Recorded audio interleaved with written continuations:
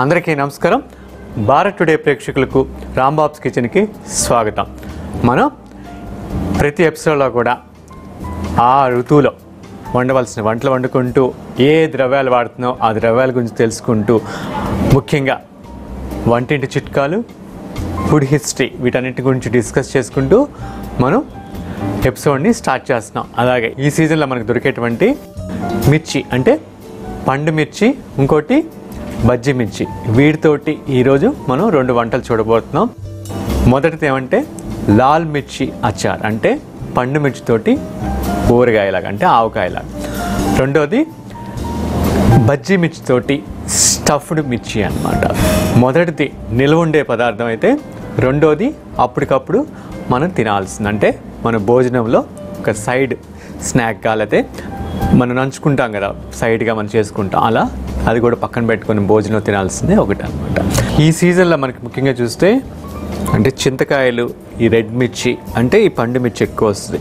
వచ్చినప్పుడు మన వాళ్ళు ఏంటంటే, పాత రోజుల్లో మనకి ఇంత ఫెసిలిటీస్ లేవు, అంటే ఇన్ని షాప్స్ లేవు, అసలు మార్కెట్ అనేది లేదనమాట. ఎప్పుడో వారాంతపు సంతలు, లేకపోతే ఎప్పుడో నెలకు ఒకసారి సంతలు జరిగాయి.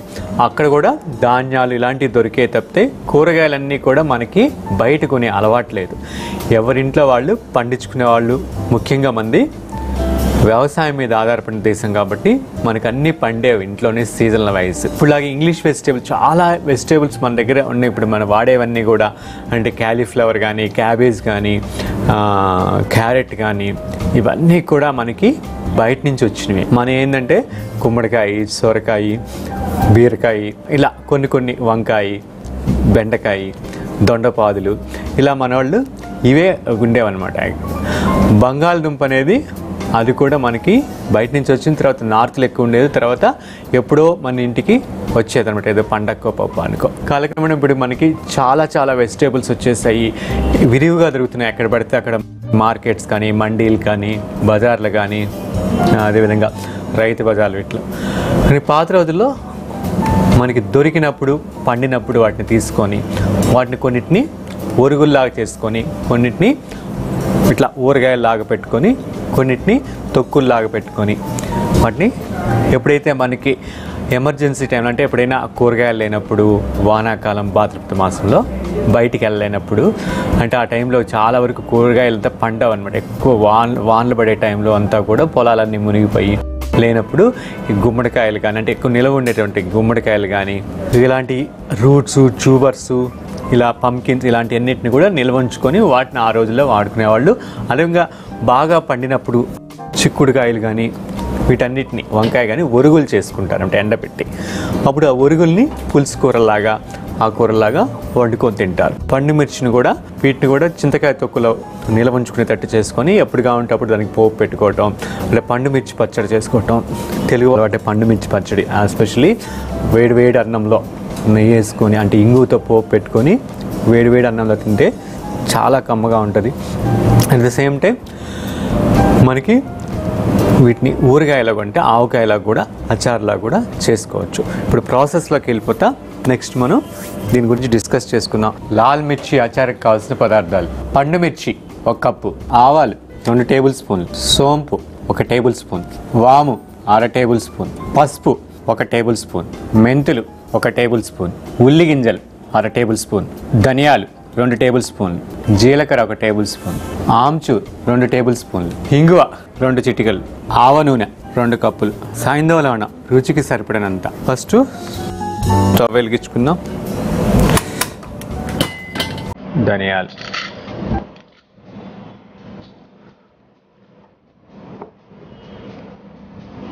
జీలకర్ర,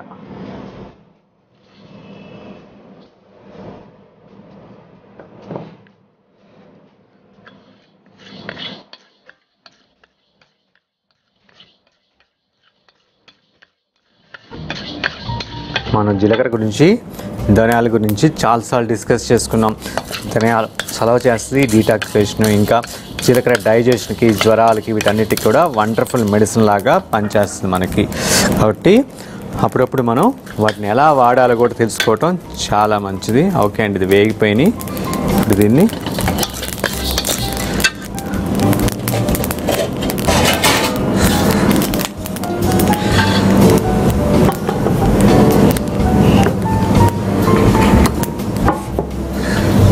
ఇట్లా ఒక ప్లేట్లో తీసేస్తున్నాం. నెక్స్ట్ మెంతులు, కొంచెం ఆవాలు కూడా. ఇక్కడ మన ఆవకాయలా కాబట్టి మన సౌత్ ఇండియాలో ఆవాలు ఇవి ఈ రెండు కాంబినేషన్ చాలా ఇంపార్టెంట్ మనకి. అందుకని ఆవకాయ అంటాం, అంటే ఆవతో పెట్టింది కాబట్టి. నేను ఆవాలు మెంతులు కూడా యాడ్ చేసి ఊరినే అయిపోతాయండి. ఓకే, జస్ట్ ఎందుకంటే పెంక కూడా మందంగా ఉంది. ఇప్పుడు కొంచెం వాము కూడా వేస్తున్నాను, కొంచెం సోంపు కూడా వేస్తున్నాను. యా,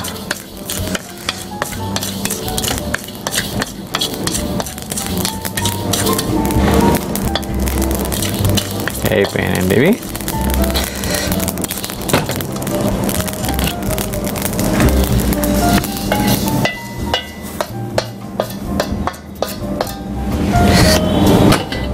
ఇప్పుడు నేను దీంట్లోనే నూనె,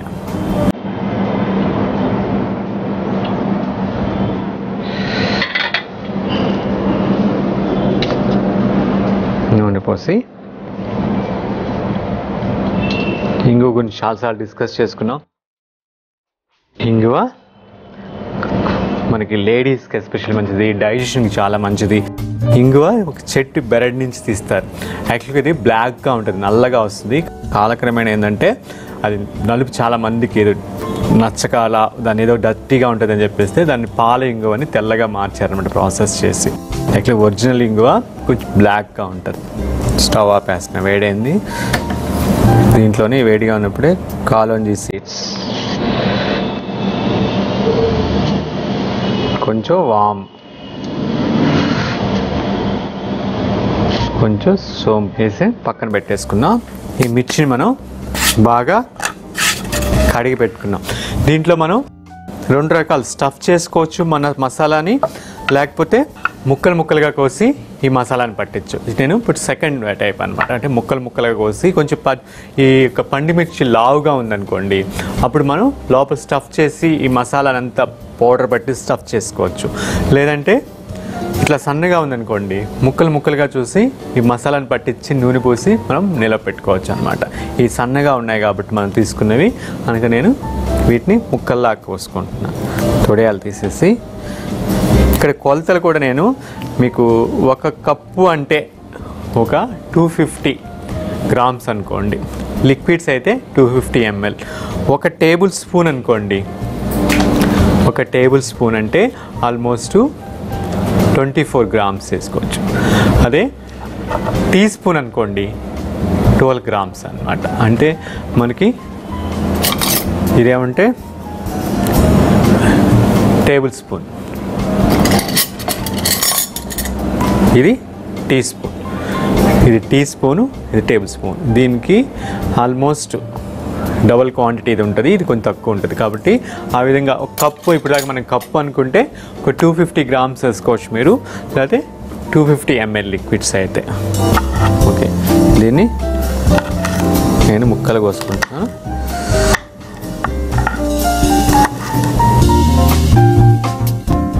ఇవి డైజెషన్కి చాలా మంచిదండి. మరి అని ఎక్కువ తినకూడదు, ఎప్పుడైనా అకేషనల్గా తింటే పర్లేదు. ఇలా మనం ముక్కలు కోసుకుంటున్నా.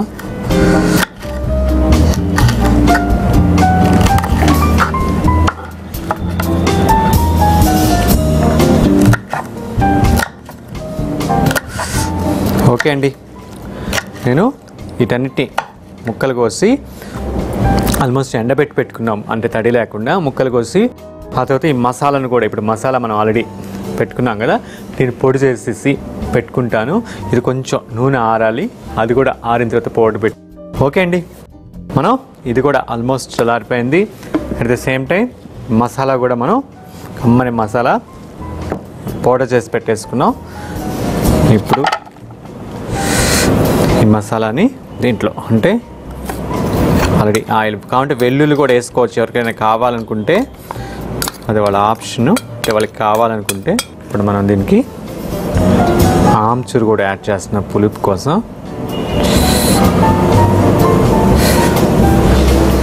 అండ్ పసుపు గురించి కూడా చాలాసార్లు ముందు డిస్కస్ చేసుకున్నాం. మనం కల్తీ లేని పసుపే వాడాలని. నెక్స్ట్ సైంధవ లవణం.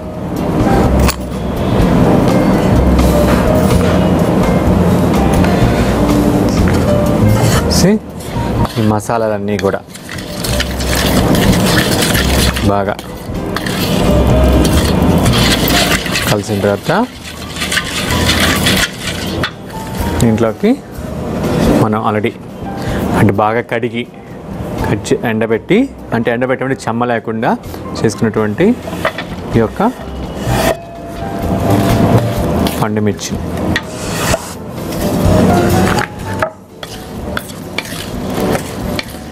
వేసేసుకున్నాం.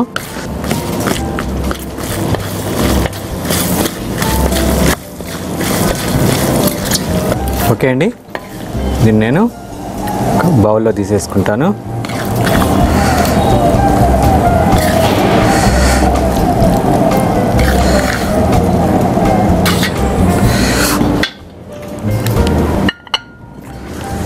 కొంచెం కాలోంజి సీడ్స్ అంటే ఉల్లి గింజలు కొంచెం సోంపుతోటి గార్నిష్ చేసుకొని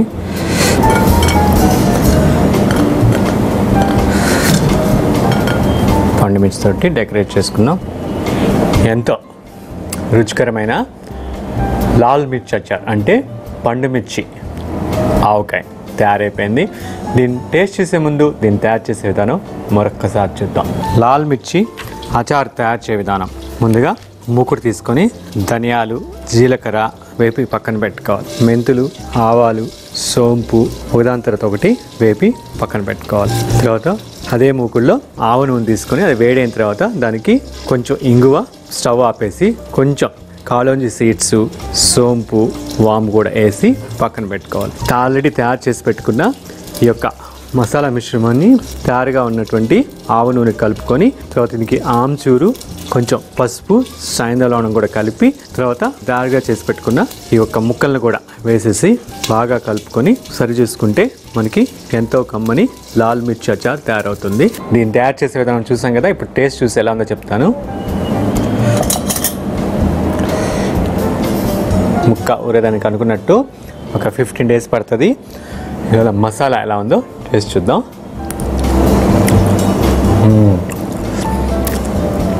పుల్లగా ఆ సోంపు, ఆ కాలోంజి సీడ్స్, ఆ వాము, మిగతా మసాలాన్ని కలిపి చాలా బాగుంది. ఇది ఊరే కొంత టేస్ట్ వస్తుంది. దీన్ని చపాతీలో, పుల్కాలో కూడా తినచ్చు. యాజ్ వెల్ as పెరుగన్నంలో కూడా చాలా బాగుంటుంది. అండ్ రైస్లో కూడా చాలా బాగుంటుంది.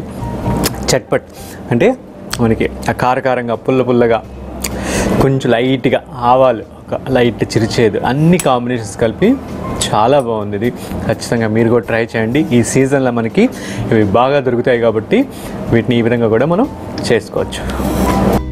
ఓకే అండి, ఇప్పుడు మనం నెక్స్ట్ ఐటమ్ స్టఫ్డ్ మిర్చికి కావాల్సిన పదార్థాలు ఏంటో చూద్దాం. స్టఫ్డ్ మిర్చికి కావాల్సిన పదార్థాలు: బజ్జీ మిర్చి 1 కప్పు, పల్లీలు 1/2 కప్పు, ఎండు కొబ్బరి తురుము 1/2 కప్పు, ఎండుమిర్చి 5, ధనియాలు 2 టేబుల్ స్పూన్, జీలకర్ర 1 టేబుల్ స్పూన్, ఆమ్చూర్ 1 టేబుల్ స్పూన్, వామ్ 1/2 టీ స్పూన్, సొంటి 1/2 టీ స్పూన్, సైంధవ లవణం రుచికి సరిపడినంత, కరివేపాకు 2 రెమ్మలు, ఆయిల్ 3 టేబుల్ స్పూన్. ఇప్పుడు దాని ప్రాసెస్లోకి వెళ్ళిపోతాం.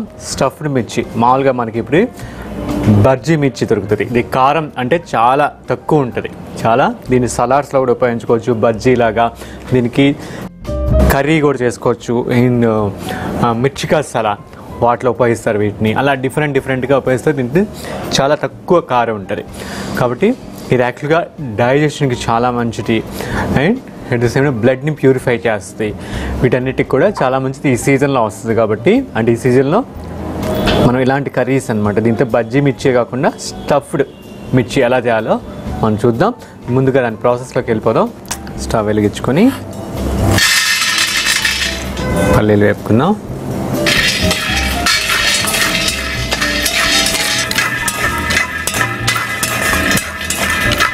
వేగిపోయినాయండి ఇవి.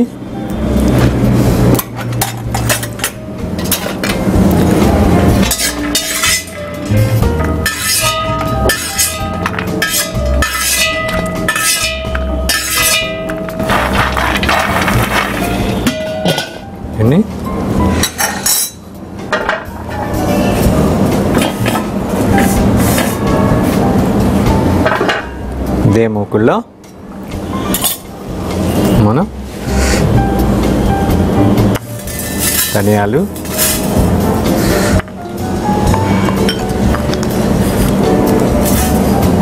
జీలకర్ర, మనం ప్రతిసారి కరివేపాకు కూడా వేసుకుంటాం. ఇలాంటి అవకాశం ఉన్నప్పుడల్లా మామూలుగా పోపులు వేసినప్పుడు ఏమొచ్చేస్తామంటే దాన్ని పక్కన పడేస్తారు పిల్లలు. మనం కూడా కరివేపాకుని తీసి పడేసినట్టు పడేసే ఉంటాం ఏమన్నా పట్టించుకోకపోతే. ఎండుమిర్చి వద్దు అనుకుంటే పచ్చిమిర్చి కూడా యాడ్ చేసుకోవచ్చు, లేదా వాళ్ళు మిరియాల పొడి కూడా యాడ్ చేసుకోవచ్చు. ఇది కూడా వేగిపోయిందండి. ఎస్,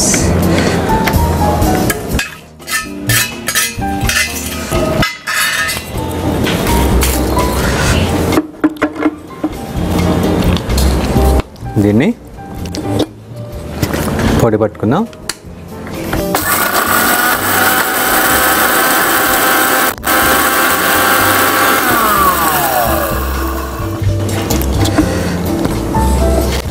దీంట్లోనే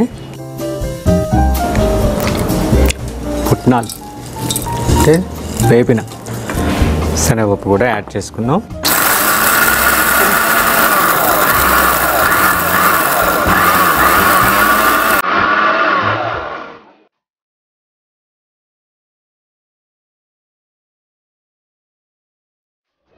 ఓకే అండి, ఇలా పొడి చేసుకున్న దాన్ని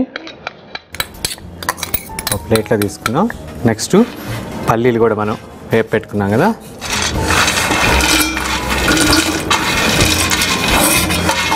దాన్ని కూడా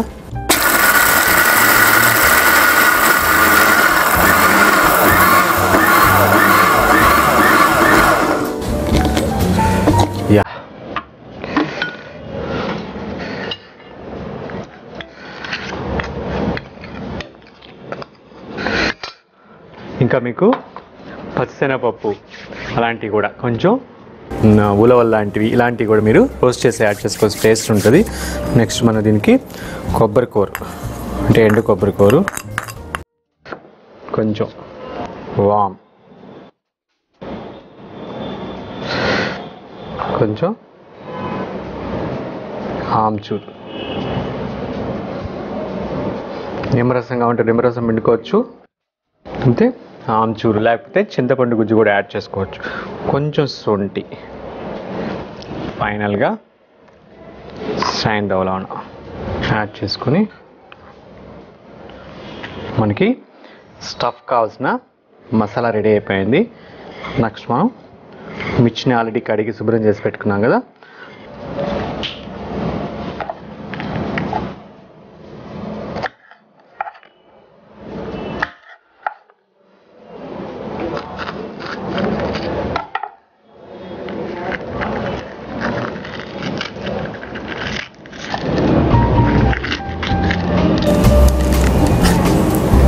స్టవ్ వెలిగించుకొని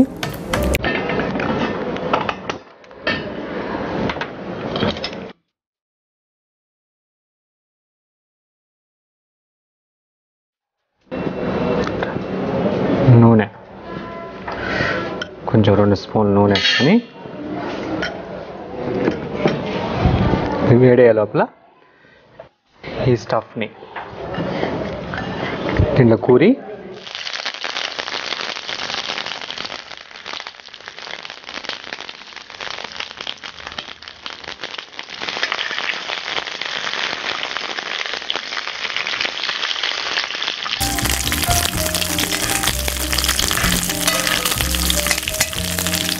ఓకే అండి. దీని విధంగా ఫుల్గా అంటే ఈ కలర్ వచ్చిన దాకా ఫుల్గా మనం మగ్గబెట్టుకుందాం. ఈ లోపల దీనికి ఒక మూత వేసుకుందాం. మూత వేసుకొని ఆ స్టీమ్ దమ్లో కూడా ఉడికిద్దాం. ఇది స్టవ్ ఆపేసుకుంటాం. స్టఫ్డ్ తయారైపోయింది. మనం దీన్ని సర్వింగ్ ప్లేట్ తీసి సర్వ్ చేసుకుందాం.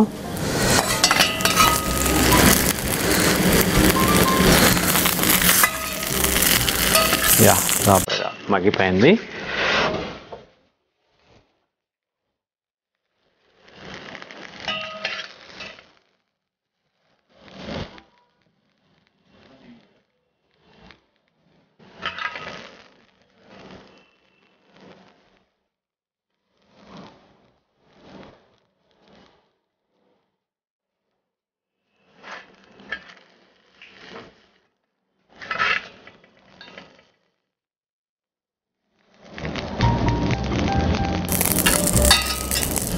పల్లీలతోటి కొంచెం కొత్తిమీరతోటి డెకరేట్ చేసుకున్నాం. ఎంతో రుచికరమైన స్టఫ్డ్ మిర్చి తయారైపోయింది. దీని టేస్ట్ చూసే ముందు దీన్ని తయారు చేసే విధానం మరొక్కసారి చూద్దాం. స్టఫ్డ్ మిర్చి తయారు చేసే విధానం: ముందుగా బజ్జీ మిర్చిని బాగా శుభ్రం చేసి పక్కన పెట్టుకోవాలి. తర్వాత వేరుశనగ గుళ్ళని వేపి పక్కన పెట్టుకోవాలి. తర్వాత ధనియాలు, జీలకర్రని, కరివేపాకు కూడా వేపి పక్కన పెట్టుకొని చల్లారిన తర్వాత ఈ మిశ్రమాన్ని పుట్నాలతో కలిపి పొడి చేసి పెట్టుకోవాలి. ఆ మసాలా మిశ్రమాన్ని కూడా కలిపి దానికి ఎండు కొబ్బరి పొడి, ఆమ్చూర్ పొడి, సైంధవ లవణం కూడా కలిపి తగినంత నీరు చేర్చి తయారు చేసి పక్కన పెట్టుకోవాలి. బజ్జీ మిర్చిని మధ్యలో కోసి తయారు చేసి పెట్టుకున్న స్టఫ్ని కూరి మూకుల్లో కొంచెం ఆయిల్ వేసి వీటిని బాగా మగ్గబెట్టుకుంటే మనకి ఎంతో కమ్మని స్టఫ్డ్ మిర్చి తయారవుతుంది. దీన్ని తయారు చేసే విధానం చూసాం కదా. ఇప్పుడు టేస్ట్ చూసి ఎలా ఉందో చెప్తాం. దీన్ని టేస్ట్ చేయడానికి మనతో పాటు శ్రీవిద్య గారు ఉన్నారు. ఆవిడని ఇన్వైట్ చేసి ఆవిడకి టేస్ట్ చూపిద్దాం. ఉన్నారా? స్టఫ్డ్ మిర్చి టేస్ట్ చూసి ఎలా ఉందో చెప్తాం. చాలా బాగుందండి.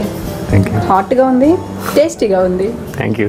ఓకే అండి, చూసారు కదా ఈ ఎపిసోడ్లో 2 కమ్మని వంటలు మిర్చితోటి. ఒకటి పండు మిర్చితోటి ఊరగాయ అంటే లాల్ మిర్చి అచార్, ఇంకోటి బజ్జీ మిర్చితోటి స్టఫ్డ్ మిర్చి.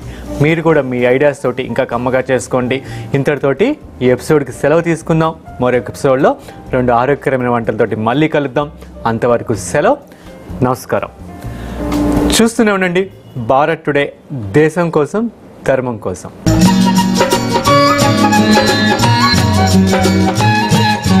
Thank you.